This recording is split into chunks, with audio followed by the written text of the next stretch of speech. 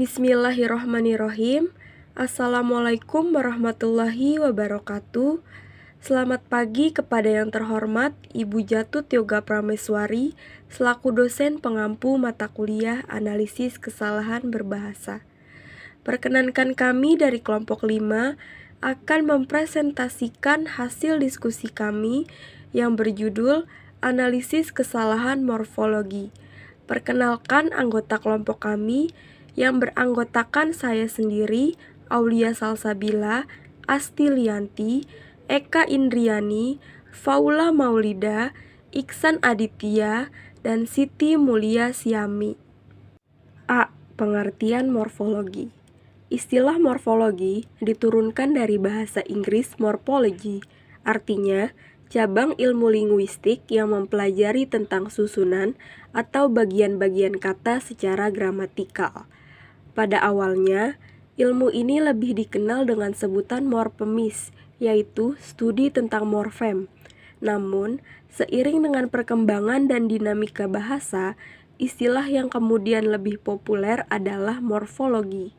Morfologi ialah cabang kajian linguistik atau ilmu bahasa yang mempelajari tentang bentuk kata, perubahan kata, dan dampak dari perubahan itu terhadap arti dan kelas kata. Inti kajian morfologi adalah kata beserta aturan pembentukan dan perubahannya. Secara etimologis, istilah morfologi sebenarnya berasal dari bahasa Yunani, yaitu gabungan antara morfi yang artinya bentuk dan logos yang berarti ilmu, menurut Ralibi tahun 1982, halaman 363. Bunyi O yang muncul di antara dua kata tersebut adalah gejala biasa dalam bahasa Yunani yang muncul akibat terjadinya penggabungan dua kata.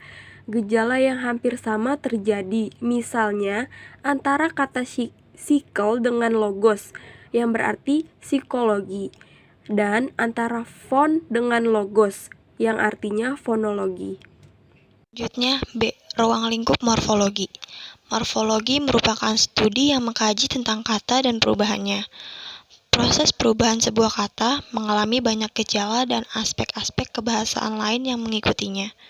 Morfologi dapat dikatakan sebagai cabang ilmu bahasa yang mempelajari seluk-beluk struktur dan perubahan kata beserta segala dampak akibat adanya perubahan kata tersebut. Ruang lingkup kajian morfologi dapat dijelaskan dengan batasan sebagai berikut. Morfem adalah satuan kajian terkecil dan kata menjadi satuan kajian terbesar menurut Ramlan tahun 1980 dan Sutarna 1998. Morfem dipilih menjadi dua jenis kata, yaitu morfem terikat dan morfem bebas. Morfem terikat adalah satuan kebahasan terkecil yang tidak memiliki kemampuan untuk berdiri sendiri. Sementara itu, morfem bebas adalah morfem yang memiliki kemampuan berdiri sendiri secara utuh, baik dari segi gramatikal maupun makna. Selanjutnya, C. Pengertian dan batasan analisis kesalahan berbahasa morfologi. Bahasa merupakan salah satu milik manusia yang tidak pernah lepas dari segala kegiatan dan gerak manusia sebagai makhluk yang berbudaya dan bermasyarakat. Tidak ada kegiatan manusia yang tidak disertai oleh bahasa. Salah satu kegiatan manusia yang setiap hari dilakukan adalah berkomunikasi. Dalam berkomunikasi, bahasa memiliki peranan penting untuk menyampaikan informasi seperti pesan, amanat, ide, dan pikiran yang dibutuhkan bahasa yang singkat, jelas, dan padat. Analisis kesalahan berbahasa adalah salah satu cara untuk menjawab pertanyaan tersebut. Melalui analisis kesalahan berbahasa, kita dapat menjelaskan penggunaan bahasa Indonesia yang baik dan benar. Adapun bahasa Indonesia yang benar adalah bahasa Indonesia yang memenuhi kaidah-kaidah atau tata bahasa dalam kebahasaan. D. Analisis kesalahan berbahasa morfologi.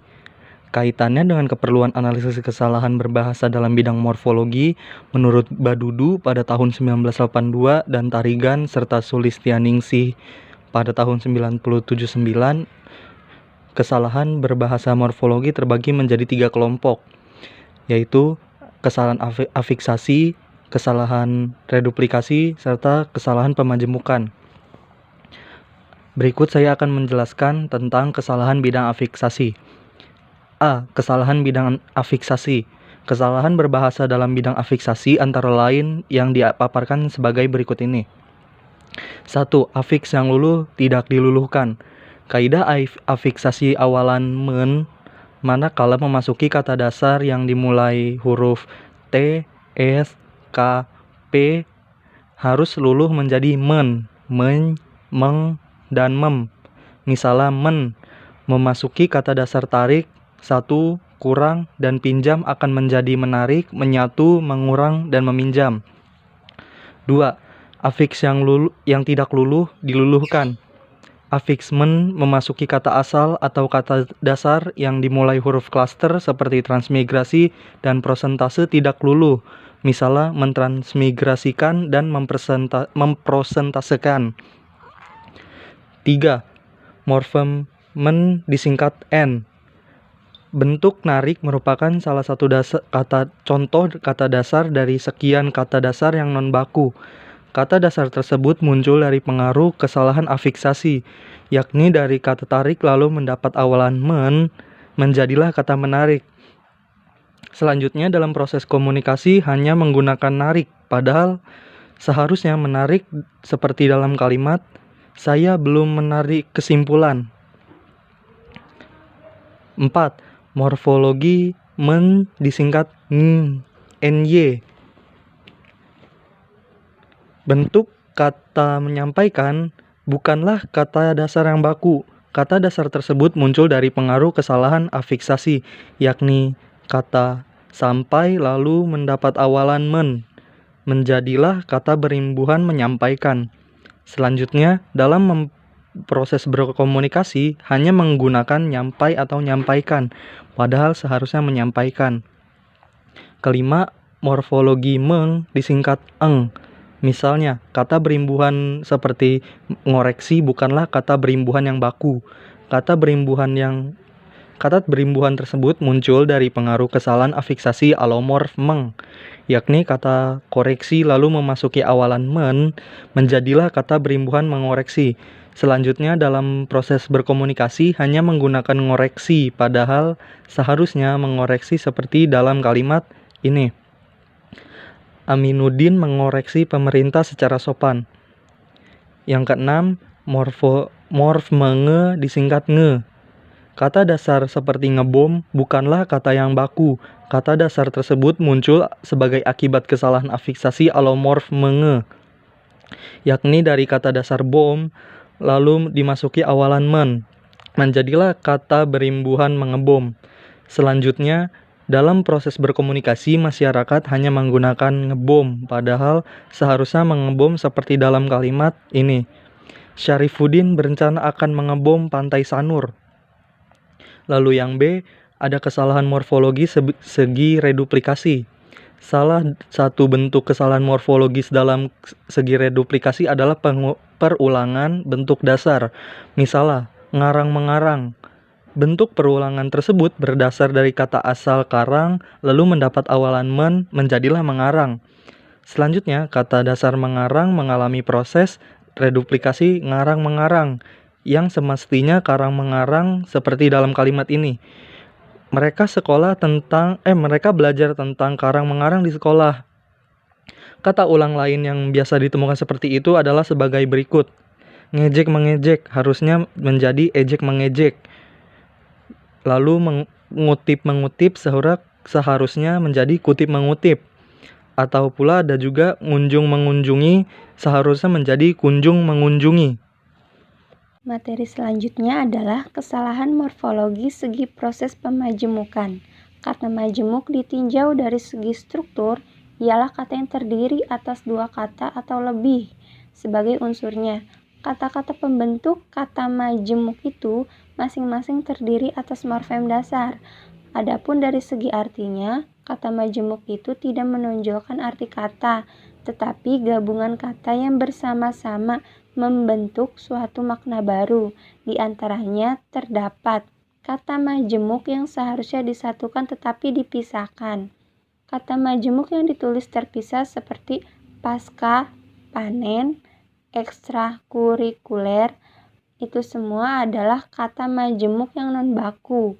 Kata tersebut semestinya ditulis serangkai, seperti pasca panen dan ekstrakurikuler. Contoh kata majemuk yang seharusnya ditulis serangkai, tetapi ditulis terpisah adalah seperti anti karat menjadi anti karat, antar universitas menjadi antar universitas, psikoterapi menjadi psikoterapi. Selanjutnya, terdapat kata majemuk yang seharusnya dipisahkan tetapi disatukan. Kata majemuk yang ditulis serangkai seperti ibu kota, anak asuh, kepala kantor, buta huruf, hak cipta, dan juru masak. Itu semua adalah contoh kata majemuk yang semestinya ditulis terpisah seperti ibu kota, anak asuh, kepala kantor, buta huruf, hak cipta, dan juru masak. Karena kedua kata tersebut masing-masing adalah kata dasar yang masih tergolong morfem bebas. Selanjutnya, saya akan menjelaskan tujuan dan metode analisis kesalahan berbahasa. 1. Tujuan analisis kesalahan berbahasa. Menurut Hendrickson, Richard, Corder dalam Nur Hadi 1990, bahwa kesalahan atau kehilafan berbahasa bukanlah semata-mata harus dihindari, melainkan fenomena yang dapat dipelajari. Oleh karena itu, analisis kesalahan berbahasa memiliki tujuan yang mulia, yaitu sebagai umpan balik feedback bagi guru dalam menentukan tujuan, bahan ajar, prosedur pengajaran, serta penilaian yang sudah dilaksanakannya. Selanjutnya, sebagai bukti bagi peneliti, penelitian dalam mengetahui anak memperoleh dan mempelajari bahasa. Selanjutnya, sebagai input masukan penentuan unsur kesalahan berbahasa pada anak dalam proses pemerolehan dan pembelajaran bahasa. Yang kedua, metode analisis kesalahan berbahasa. Analisis kesalahan berbahasa adalah suatu prosedur kerja.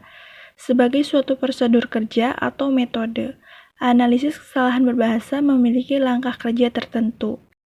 Selanjutnya saya akan menjelaskan tentang lingkup dan objek analisis kesalahan berbahasa. Yang pertama, lingkup analisis kesalahan berbahasa. Ruang lingkup analisis kesalahan berbahasa tidak jauh berbeda dengan ruang lingkup linguistik. Hal tersebut karena terdapat kaitan antara ilmu yang digunakan sebagai dasar analisis kesalahan berbahasa, yaitu fonologi, morfologi, sintaksis, dan semantik. Jadi, ruang lingkup analisis kesalahan berbahasa berada pada tataran fonologi, morfologi, sintaksis, dan semantik. Kesalahan berbahasa dalam tataran morfologi dapat terjadi karena banyak hal. Antara lain disebabkan oleh kesalahan dalam pemilihan afiks, penggunaan kata ulang, penyusunan kata majemuk, dan pemilihan bentuk kata.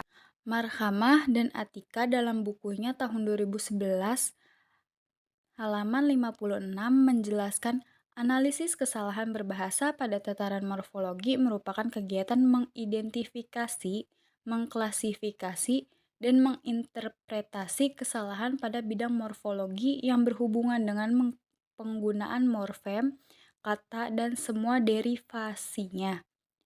Derivasi dari morfem dan kata yang dimaksud adalah proses penambahan afiks, baik prefiks, infiks, sufiks, maupun konfiks atau simulfiks, proses pengulangan atau reduplikasi, dan penggabungan atau komposisi.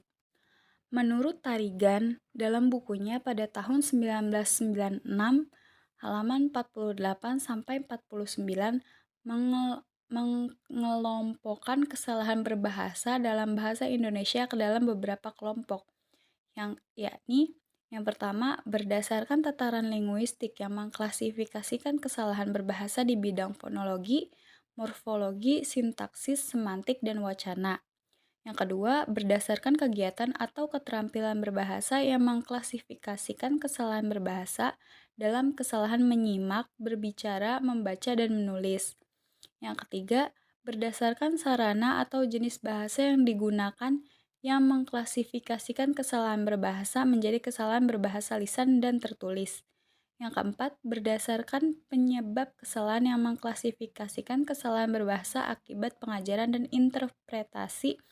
Dan yang kelima, berdasarkan frekuensi terjadinya yang mengklasifikasikan kesalahan berbahasa dalam frekuensi paling sering, sedang, kurang, dan jarang terjadi.